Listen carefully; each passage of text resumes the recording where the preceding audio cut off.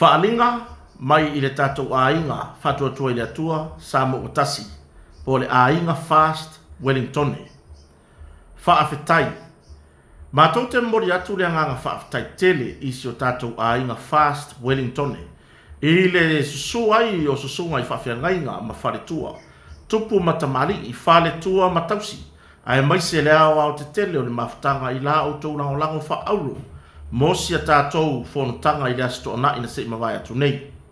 E pei foi o lea fuai tau e a fua mai maunga te tele. Manu i o renu.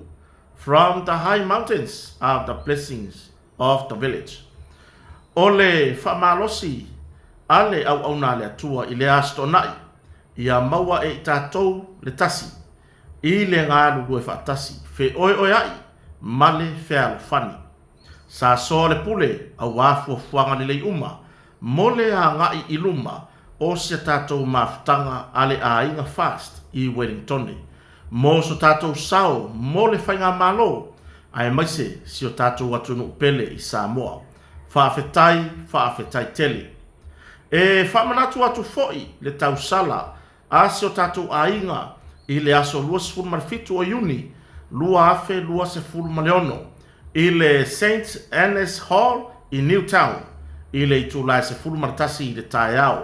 O le ato e longo ina atu tāpenanga uma o le tausala i se taimila tamai. Alofangia i le atua taitai atu lo o tau soifua maseola i le aso.